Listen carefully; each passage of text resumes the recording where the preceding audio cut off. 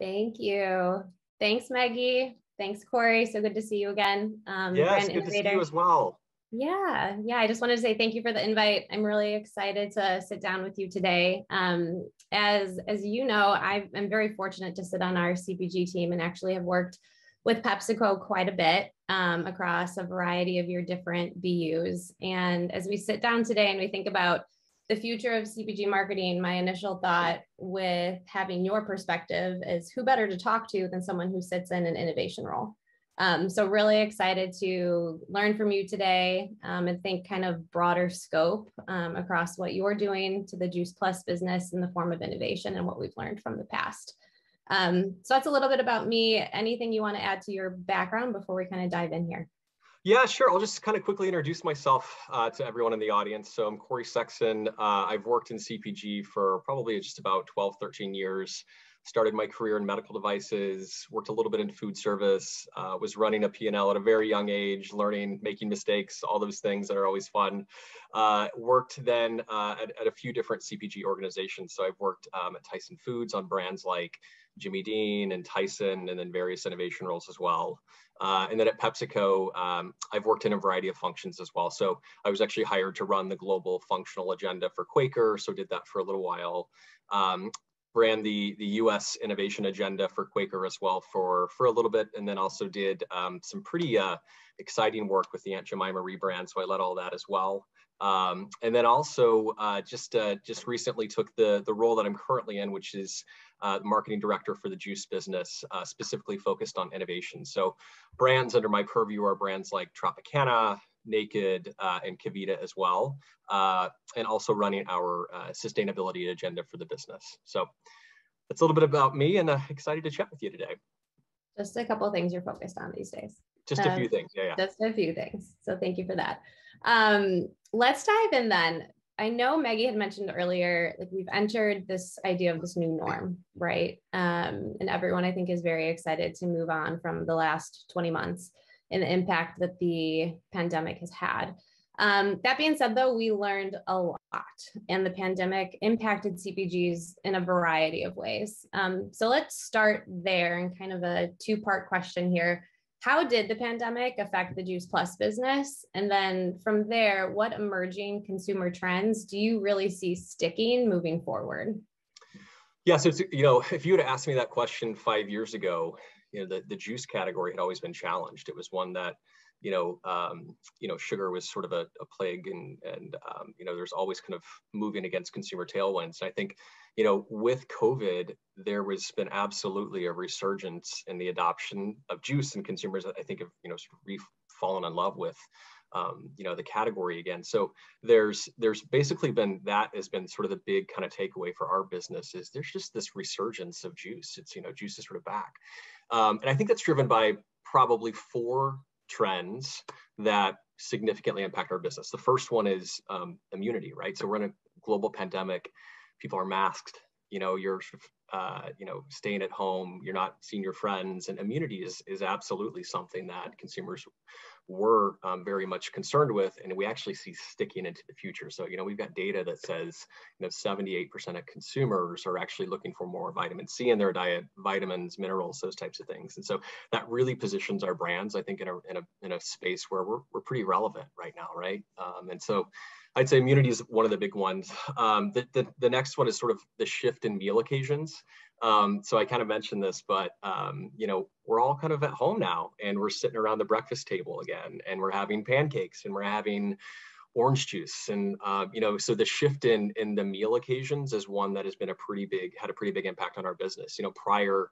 Prior to the pandemic, we saw a pretty big increase in snacking and sort of the proliferation of meals and occasions, whereas we've seen a shift back now to more traditional, breakfast, lunch, dinner. And so those are, that has a pretty big impact on a business that has, smoothies and orange juice and things like that. So I'd say that's the second one. The third one is, this idea of holistic health and wellness. And I think that has been one that we do see sticking into the future, where, it's not just about, functional benefits of products. It's how do they make me feel holistically, right? And so everything from mental health to physical health, we see the blending of those two spaces sort of moving into the future. And then the last one, which we've talked about kind of on this panel today, which is just the acceleration of commerce and what it means specifically for e-commerce. I think we as an industry are sort of playing catch up right now on, how we sort of catch up with the consumer adoption of e-commerce. And so, it's funny in prior, I would say 5 years ago, if you ask innovation leaders across the industry, what their pipelines looked like, oftentimes it was, I had a dedicated pipeline for that channel, I had one for this channel, I had one for this channel. And we sort of don't have the luxury of that anymore. Consumers have the power of choice now. And that's one of the things that we've seen is it's been a pretty massive change. Is we have to think that consumers have every touch point. And, e-commerce is one that is absolutely going to stick into the future. And so we have to think about that, not only with messaging and campaigns, but with product innovation as well. So I think those four were probably the ones that we actually see kind of sticking into the future that have a pretty big impact on our business. That's awesome. And I can't help but think too about omnichannel, just the word omnichannel. And when I think of that, I think it takes on a lot of different meanings for different people, depending on their role and their day to day. But when I hear omnichannel, I think of kind of the role of media and ensuring that we're hitting consumers right at multiple touch points, creating brand resonance across the board through a well-rounded marketing strategy. Talk about a little bit about what omnichannel means to you. Yeah, I mean, so it's the holistic experience of consumers, I think, interact with your brand in an environment where there's not only, the media aspect of it, where we've got to hit them at the right, right moment with the right message at the right time, but also product innovation, right? And how we think about how our pipelines come to life at the moment of choice, right? So that to me is kind of how we think about it on innovation, which is you have to sort of think that consumers have the option to go on an Instacart and order your product with click and collect, but also get it delivered via Amazon Fresh, right? So and packaging sort of changes based on how those products actually ship from one point to the next. But we have to think about that first as we think about designing products, which is a bit of a shift in a mindset, to be honest, from where we were about 5 years ago, which, I would say some of the channels that we focused on that were emerging channels were sort of laggard in sort of, the pipeline. It was maybe an afterthought.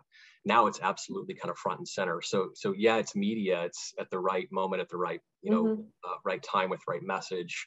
But it's also product innovation as well, and how consumers actually transact. That's great. Yeah, it's so much before. That's great perspective. It's so much before you get to that kind of final leg of being very close to conversion and speaking to consumers. The product has to be set up properly to be omnichannel. So that's great. Thank you for that perspective. I'm going to shift gears a little bit.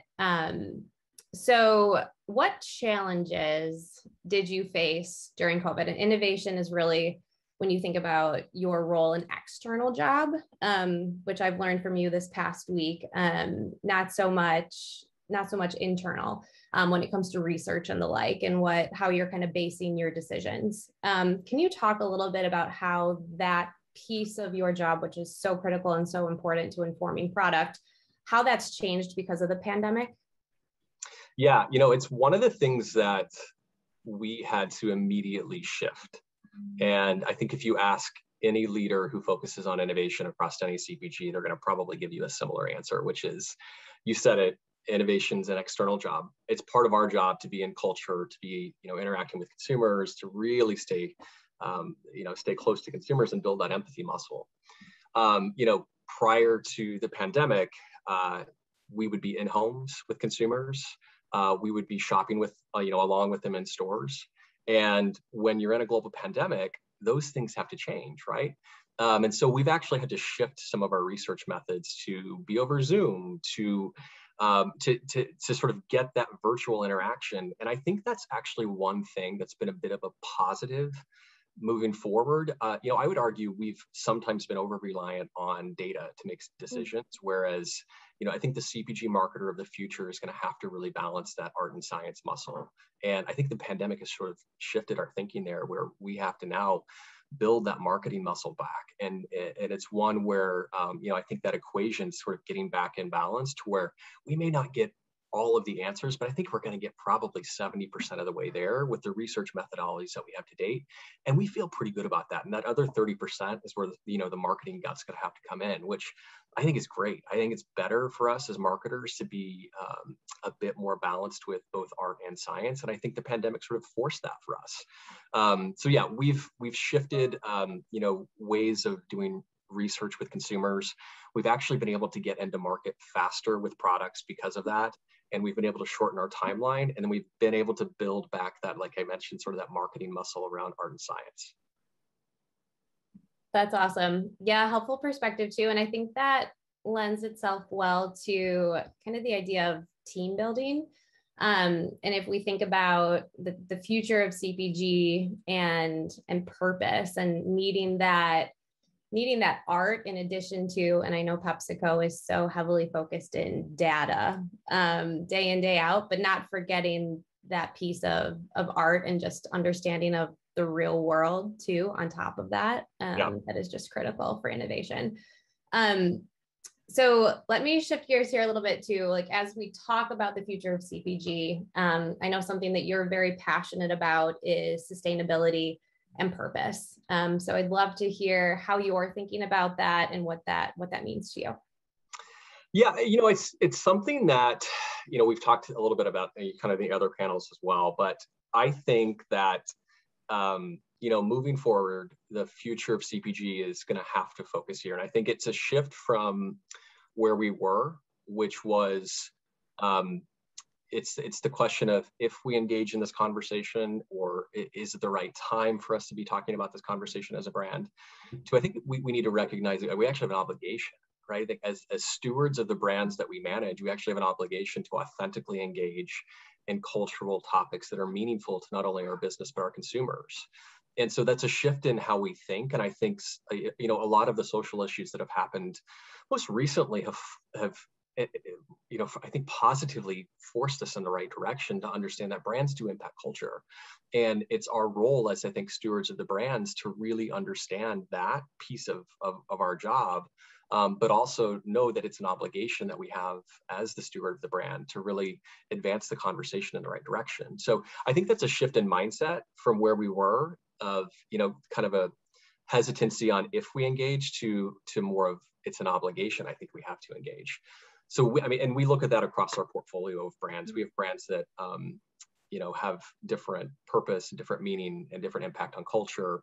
And it has to be authentic, right? It has to be a conversation where you can authentically engage, because I think consumers are smarter than that now. Yeah. I think that's part of what we have to recognize as, marketers and leaders is it's got to be the right conversation. But once we kind of recognize, why we exist, what our brand stands for, and the impact that we have on society, I think you can then authentically engage in the right type of topics.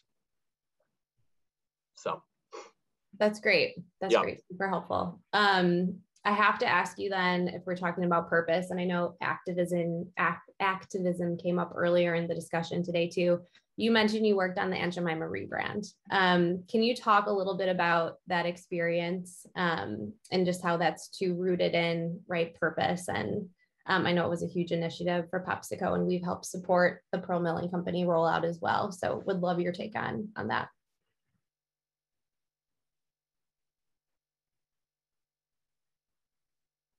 Yep. Can you hear me still, Rachel? Sorry. Oh, I can. Mm-hmm. Okay, good. Yep. Yes. So, that was one, as I mentioned, where marketers have an obligation to understand the impact that brands have on culture. And I think that was one of the great things that we saw was it was our obligation to advance the brand in the right direction. So, it was never a question of if we were going to, rebrand Aunt Jemima. It was a question of how and what is the future. And that's where we spent a lot of time, a lot of effort. We engaged the right cultural competent partners. We had the right panel of diverse experts to help, build that muscle for us and help us, kind of be listeners more than drivers. And that to me was one of the best things that we learned on that project, because again, it wasn't a question of if, it was a recognition that it's an obligation for us here. And we now have to tap into the right experts to build that muscle for us as an organization and be listeners here. And so that to me was one of the best things that we took away from that was just the obligation that we have as humans, as marketers, to really advance that conversation. Yeah. Yeah, that ties perfectly back to what Maggie kicked us off with too. We're humans first, whether you're Totally. a consumer, an employee, we're all humans first. So thanks for that perspective too. Of course. Yeah. Kind of coinciding with that too, when we talk about humans first and a different lens to the conversation around purpose. How do you think about building teams, especially within the scope of the future of CPG and kind of what people are looking for too in their day-to-day, how the world has changed in terms of employees over the last 20 months or so? Can you speak a little bit to that and team building moving forward? Yeah, absolutely. So I lead a team of about 7 or 8 marketers now. And one of the things I think that we've learned, well, there's sort of the kind of the obvious, which is we're all at home, right? We're all at home, and sort of the future of work, I think, has to change. And I think the empowerment that you give people has to sort of flex based on this new working model. And PepsiCo, I think, has been fantastic with a new model that we called Work That Works, which is, we've got intentional office time for collaboration where we need it. And then, beyond that, we sort of empower teams to sort of work both remotely or in the office as the teams see fit. So, I think team building and kind of culture building is one that is going to have to adopt based on that flexible model, where I think it actually is good. It gives people the power of choice. And it allows us to, I think, blend our work lives and our personal lives a bit more. So I'd say that's the first thing. The second thing is kind of going back to this higher level purpose and belonging, which is I do believe that as brands become take more of a recognition that on the impact that we have on culture, that there's going to be a requirement for organizations to have a shared value system with their employees. Mm-hmm. And that is both current employees, but also recruits and how you think about building teams. Is that shared value system is so important for recruiting the right type of individual into your organization, but also for retention as well. So ensuring that we are authentically engaging on the right conversations is just so important now. And I think that's a bit, it's again, a bit of a shift from where we were in the past, which it felt a bit more transactional on certain topics, whereas now it's very much intertwined, right? So, I think that's probably been one of the better things, again, to come out of the pandemic is the fact that, we sort of recognize that the shared value system is probably the first filter that you're going to have for team and culture building. And second is obviously some of the basics around, empowerment and some of the things that it comes with building teams. But I think that first filter on the shared value system is new, and I think it's positive. So. That's awesome. That's awesome. I'm sure your team is very appreciative. Yeah. I'm going to shift to, we have some Q&A. Sure. So I'm going to shift over there, mix it up a little bit here. So we heard from someone that they recently read Indra, who's the CEO of PepsiCo's book, My Life in Full, and learned much more about PepsiCo through that. So the question is, what are some of the steps being taken to address the changing current customer needs? And I know you touched on this a bit earlier, but are there any specific examples maybe you can speak to? Yeah, I mean, so we have a portfolio of brands at PepsiCo, and each of our brands are going to address different needs kind of based on how, that brand strategy, the consumers that we're going after, and those types of things. So I think that's one of the best things that, this organization kind of offers is we do have that portfolio where we can definitely engage in different ways, and we can talk to consumers in a variety of different ways that's authentic. So hopefully that answers your question, but I think it's more, it does come back to the fact that we do have a portfolio of brands that has an opportunity to both engage on different topics. That's awesome. Building upon that too, how there's a question around support in terms of just leadership and the guidance and implementing the changes, right, that are being addressed. Yeah, and that comes from the top, right? And that's, I think, one of the things that as you start, so I'm assuming the question behind the question are things around purpose, right? So purpose for brands and things like that. So as you sort of identify the role that your brand has in the world and the impact that you have on society and different cultural topics that you want to take part of, leadership buy-in is critical, right? And that's one of the things that we've had to see that's a bit different is it is critical to have that leadership buy-in. I think one of the things though that is a bit of a misnomer about purpose marketing is that it's all about equity. It doesn't really drive the business and those types of things. But I think what we've seen is as consumers require that shared value system, they're actually going to transact with brands that share those same values. And so we actually have seen that the data that we have is that when you connect on a more meaningful level with consumers, it actually inherently moves the business as well, right? And so it's sort of a win-win-win for everyone, which is you've got the leadership buy-in, you're moving the conversation in the right direction for the consumer, and then it also moves the business along as well. So, I do think it's a bit of a misnomer that purpose marketing is somewhat just all about equity. I think it's actually one that is can be pretty impactful for the business as well, because consumers are actually going to respond positively and transact. That's great. That's great. Another question for you as we dive Sure. in. Entering this new norm we speak about, I know you've uncovered quite a few learnings specific to consumer needs and the Juice Plus business and that have helped form that. What have surprised you the most in terms of learnings over the last, say, couple of years? What has really stood out to you? Yeah, I think one which I mentioned, which is, I'll say a couple things.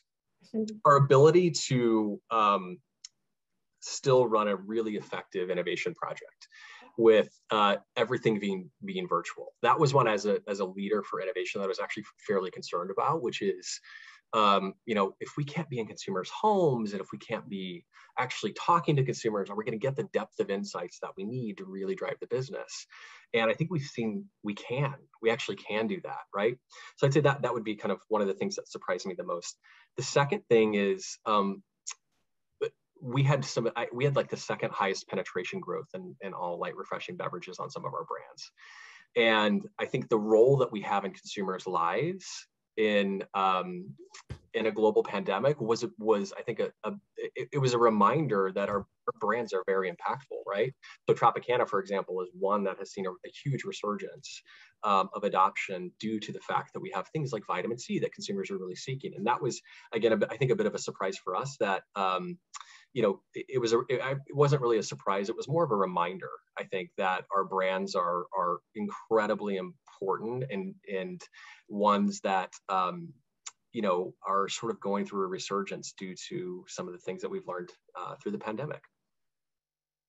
Yeah, no, that's great. And two, I mean, you speak to the benefit of having this really robust portfolio, right? And Juice Plus within itself has that. But beyond that too, are you tying back to the broader PepsiCo portfolio and thinking in terms of partnerships and bringing that forth to consumers, whether it's in the form of innovation or just use cases and occasions? Yeah, it's the beauty of PepsiCo, to be honest. It's one of the things where, if we want to drive a program, we've got to call it a breakfast program. We've got a plethora of great brands that hit that occasion, right? So Tropicana and Quaker are sort of naturally best friends. If you can think about, doing a program that's scale across all of our brands.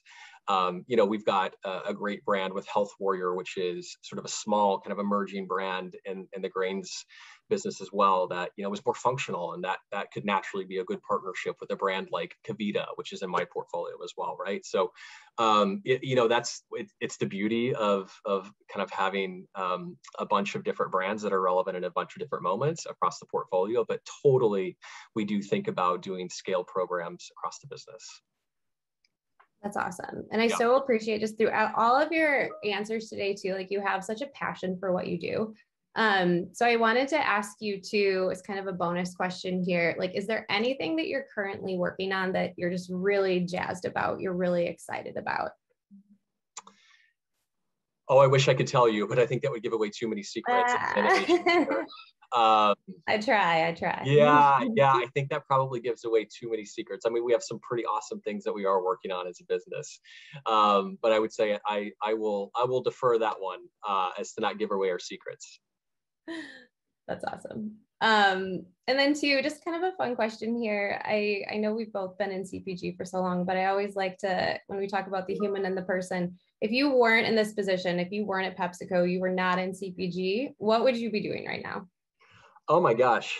Well, I played soccer in college, and I would probably still be trying to do the grind where I would be out doing the professional tryouts and all these things and trying to make a career out of it. But yeah, I think my knees gave out on me too soon for that. So that was not in the cards. So yeah, I mean, I actually asked that question to a lot of people who work for me on my team as well, which is, hey, if you didn't do this, what would you be doing? And it sort of gets to the more human level of people, who people are and how we can support them best. But yeah, I think I would probably be trying to chase a career in soccer, which I like it. Yeah. Very fun. Okay, back to the business. So when you think about the juice category and all the brands within the Juice Plus portfolio, when we're thinking about the future, what changes do you foresee? Think about like the next, say, 3-5 years. What does the category look like? What kind of changes do you think are around the corner? Yeah, it's one of the biggest challenges we have on our business right now, which is the acceleration and the adoption and penetration growth of our brands has been pretty massive. We've had years of penetration growth come in a short span of several months. And it's sort of our job now to nurture those new consumers to ensure that they stay within our franchise, but also within the category as well.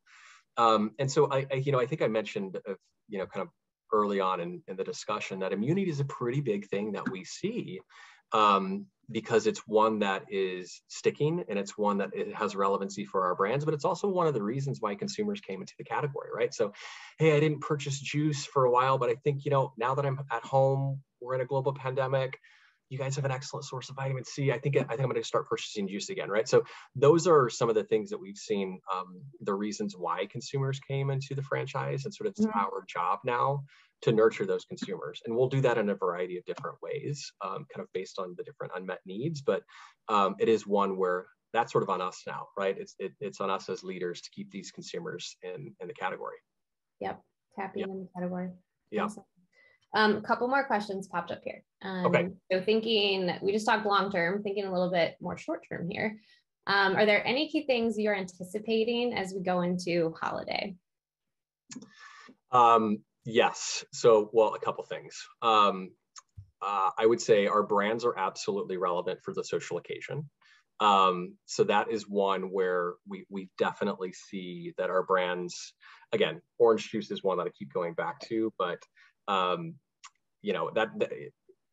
give you just a sort of a snippet of a story, but I'll call my kids down during the holidays to have pancake breakfast. And we do this, it's a tradition that we do almost every holiday.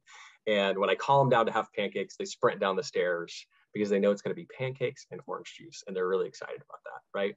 If it's cereal, they don't really come down the stairs. They take their time, right? And so I think the relevancy that our brands have during social occasions and tradition and things like that are pretty important during holidays. And we see that as an important season for a lot of our brands. But I'd say that's probably the big thing, is just kind of going back on the nostalgia that we have to tap into during some of those holidays. So it is definitely a big one for our business. Awesome. A couple more questions here for you. So someone asked, would love to know what trends you're seeing in the category as it becomes more crowded, which I think you've spoken to a bit, but how do you go about in what is becoming a more and more crowded category? How do you go about standing out? Yeah, so there's, that's a challenge. I think you could even put that on almost any category, which is how does a scale leader continue to stay relevant and stand out in the category? So it's, part of our job is to really understand the unmet needs and why consumers don't shop the category. As a category leader, that's part of our job, which is to continue to attract consumers into the franchise. One of the biggest things we focus on is how do we continue to focus on sugar reduction. So that's something that we have definitely kind of on our radar as well. But it's also, talking to those consumers again that came in during the pandemic to the portfolio and understanding why they came in and how do we continue to nurture their needs. That's the biggest thing that we're focused on right now, is talking to those specific consumers, understanding their unmet needs, and then building a portfolio of solutions that continue to address those needs in the future. And there's a variety of different needs, and for proprietary reasons, I'm not going to jump into what some of those kind of critical insights are for our business, Sure. but I will say that that's our number one job. I mean, that is our number one job. It's less about macro trends that we think are important. It's more about those consumers that came into the franchise. How do we continue to hang on to them and then continue all of their kind of unmet needs to ensure the category continues to grow over time? Awesome. Yeah. I know we have a few more minutes here, so I'm going to go to the Q&A. What are you most nervous about going into 2022? And how are you mitigating that potential issue?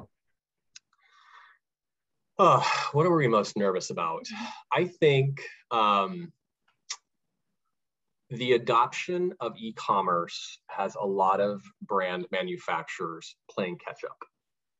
I think that is happening across the business, and you'll probably hear that from a lot of different marketing leaders, which is we just have to rethink how we do business. Now, that doesn't make me nervous because it presents us, I think, with opportunity that I think some of the organizations that latch on to this massive growth in e-commerce that we saw over the past 2 years, they're the ones that are going to win.